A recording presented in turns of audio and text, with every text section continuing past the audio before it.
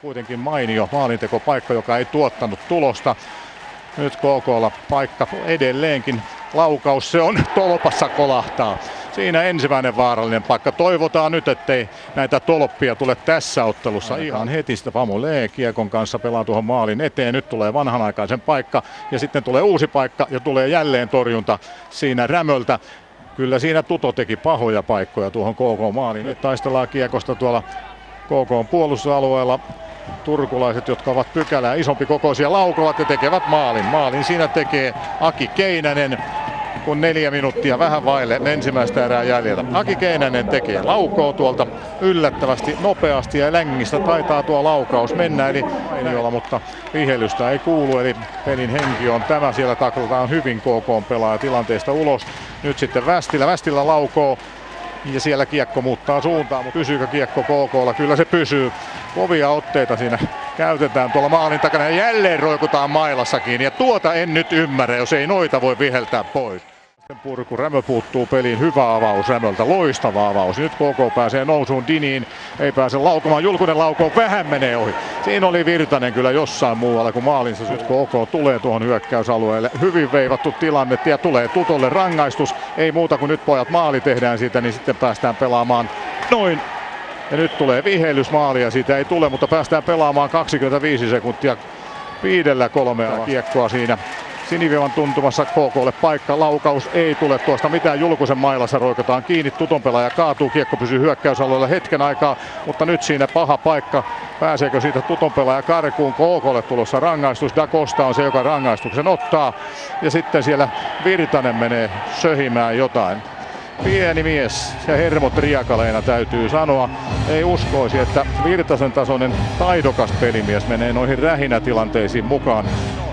Sitä se Tamminen siellä messusi, eli rankkari turkulaisille.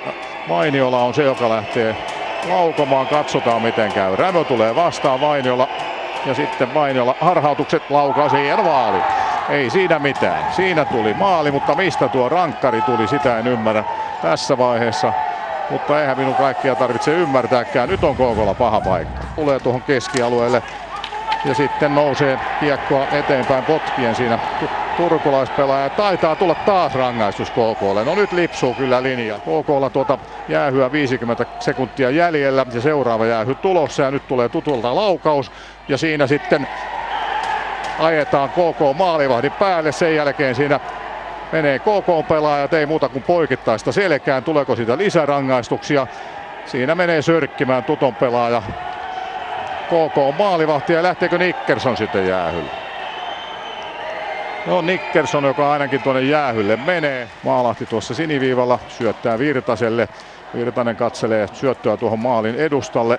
Ja nyt tuo syöttö tulee laukaus, tulee maali. Hyvä ohjaus siitä, Derek Famulé pääsee ohjaamaan, kun 10 sekuntia olisi ollut tuota KK ensimmäistä jäähyä jäljellä. Eli ei muuta kuin toinen mies pois ja jäähy jätkyy vielä täyttä häkää. Ja 5-3 vastaan. Paikkaa tehdään, laukauksia ei laiteta liikenteeseen muuta kuin varman päälle. Ja sitten kiekko on siellä maalissa. Se on jo Rämön suojuksissa, mutta sinne se ei kuitenkaan jää. Näin on homman nimi se, että Tuto tekee 0-4. Hurjat lukemat täällä ja sanoisin, että niin kuin tänne lappua minulle tuotiin, että ei tuomarit saisi näitä ratkaista, niin olen kyllä hyökkäysalueelle. Kiekon saa sitä Överström taklataan tilanteesta pois, ihmeitä, että tuosta tulee jäähyä. Överström menee Nickersonin kanssa haastamaan riitaa ja kummalle tuosta jäähy tulee. Tuomarit katsovat kun Paimen pojat tuota tilannetta ja Nickersonko lähtee jäähylle. Miksei sitten tuo toinen tappelukukko?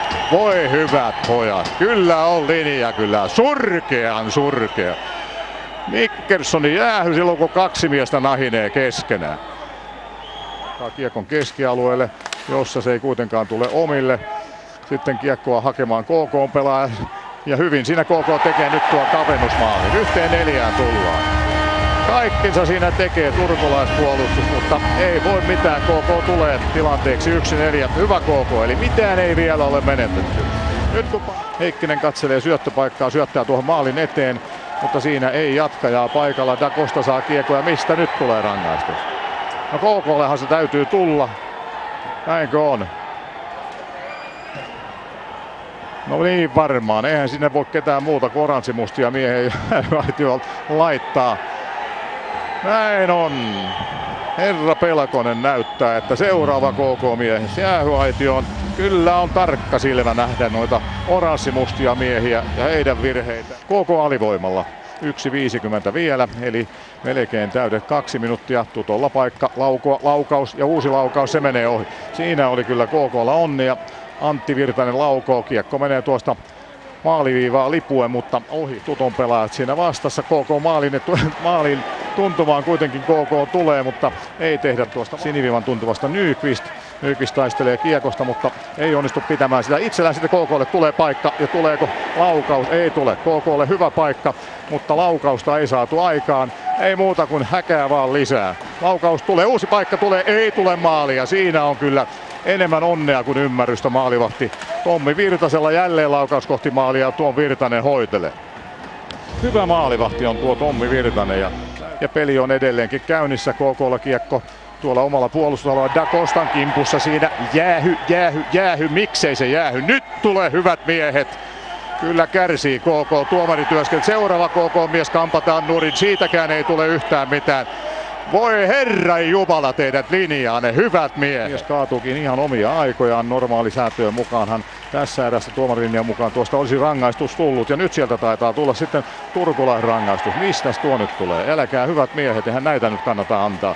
KK:lle paikka, kiekko ei mene maaliin ja sitten Juutilainen ja kumppanukset tuolla maalin edustalla hierovat toisiaan. Se on Kalle Maalahti ja tuomarit molemmat kädet pystyssä. On se surku, ettei miehellä ole 3 kättä, muuten niitä olisi 3 yhtä aikaa pystyssä. Ja jos vanhat merkit pitävät paikkansa, niin ei sinne tarvitse laittaa kuin oranssimustia miehiä. No nyt sinne luiskahtaa jostain syystä myöskin turkulaispelaaja. Västilä laittaa kiekon oikein hyvin tuohon eteenpäin ja näin sieltä tullaan hyökkäysalueelle. Siinä sitten estetään KK-pelaajaa tuossa sinivivan tuntumassa ja nyt sieltä menee sitten pikkumies Virtanen kerjäämään verta nenästään. Hanska KK-pelaajan nenän korkeudelle ja tuleeko tuosta nyt jäähy? Jos ei tule, niin sitten se linja ei tässäkään erässä pidä. Varmaan hidastus näyttäisi nyt, miten Virtanen tulee tuohon tilanteeseen. Kädet ylhäänä. Kultakypärän mies joutuu venyttämään itsensä kaikkeen pituuteen, että yltää tuonne 1,5 metriin. Ja siinä paljon tarvinnut sanailla. Nickerson katsoi tuomariin päin ja avasi suunsa, niin siinä vaiheessa käsi oli pystyssä. Tilanne kuitenkin jatkuu. KK:lla paikka, laukaus ja nyt tulee maali.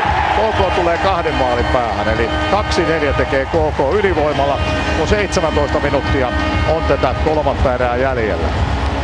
Ei muuta kuin rytyä pyttyyn. Kyllä tässä täytyy uskoa siihen, että kotijoukkue pystyy vielä nousemaan. Nimittäin hommasta Pulliaisesta. Peli jälleen käynnissä. Ja KK taistelee, nyt saa siinä mailaniskun päähänsä KK-pelaaja. Missä käsi tällä kertaa? Ei ainakaan pystyssä tuomareilla. Ja näin sitten pelataan. Se on kyllä kärsinyt tästä turkulaislinjasta. Sitten KK-pelaaja nurin vedetään. Nurin se on Dinin, joka tällä kertaa vedetään tuossa nurin. Dinin katselee tuomarin suuntaan, että eikö mitään virhettä. Tutolle paikka ja tuleeko maali? Ei tule ainakaan heti. Onneksi ei tule KK onneksi. KK pääsee nousuun. Nyt sieltä pääsee Salonen. Lauko maali! Hienon maalin laukoo Pasi Salonen. Ja nyt KK on tullut ryminällä mukaan. 14 minuuttia jäljellä ja tullaan maalin päähän. Ja kuten näette, niin riemuitsee joukkue, mutta niin riemuitsee yleisökin täällä Kouvolan jäähallissa. Se tietää, minkälaista vääryyttä kotijoukkue on noiden tiettyjen herrojen taholta toisessa erässä kärsinyt. Ja hyvin pitää siinä, erittäin hyvin pitää Heikkinen kiekon. Sitten ei muuta kuin syöttö omille ja se tulee omille. KK nousee tilanteeseen ja aukaus ja maali! Me tullaan täältä! Me tullaan silloin, kun meille mahdollisuus annetaan. KK tulee 4-4, kun 12.26 on pelaamatta. KK tulee. Se on hieno homma.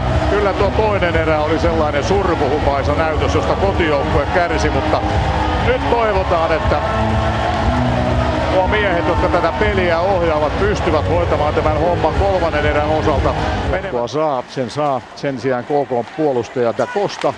Da Costaa mailalla kasvoihin ja nyt täytyy tulla iso rangaistus. Nyt KK ei muuta kuin pinna pidettävä vaan. Da Costaa mailalla kasvoihin Ja siitä taitaa tulla nyt iso rangaistus, tai eihän näitä miehiä tiedä. Tiedä vaikka Nickerson lähtisi kärsimään 10, en minä enää usko mihinkään. Hyökkäysalueella ainakin hetken aikaa.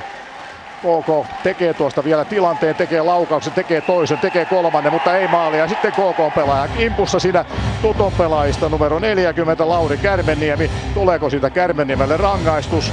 Niin siitä pitäisi tulla, mutta veikkaan, että ei tule. Ja sitten kiekon heittää turkulaispelaaja päätuomarin jalkaan. No ei siitäkään varmasti mitään tule, ei tiedä. Ja yleisö mukana. Nyt voitto kotiin Diniin ja sitten siitä tällätään 5-4, niin näyttää mukavalta. Voitto tulee kotiin.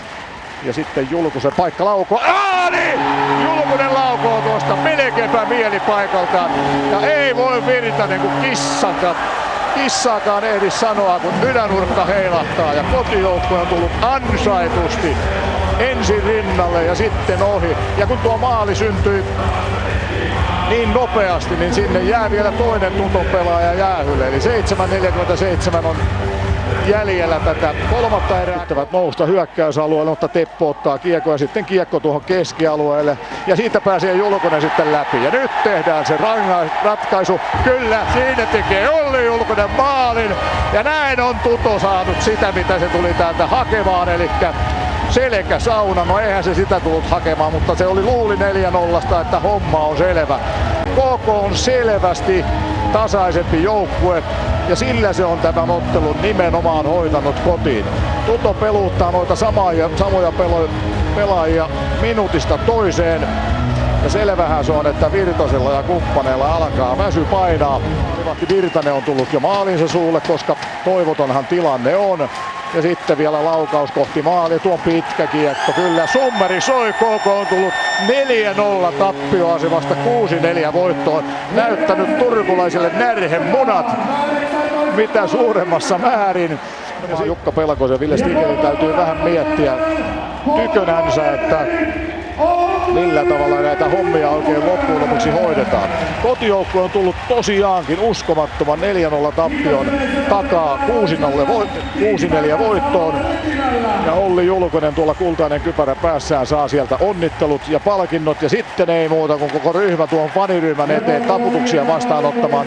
Ja uskotte varmaan, että nyt ensi kerralla kun täällä Kouvolan jäähallissa pelataan, ja sehän tapahtuu tiistaina, niin silloin tänne jäähallille täytyy tulla sellainen määrä ihmisiä, että vaan omat hautajaiset saavat olla syynä siinä, että jos ei tänne tulla. Eli tiistai 5. päivä on Kouvolassa seuraava peli. KK käy 3. päivä sunnuntaina pelaamassa Turussa. Eli kiitoksia kaikille seurasta. Palataan asiaan ensi tiistaina. Moi!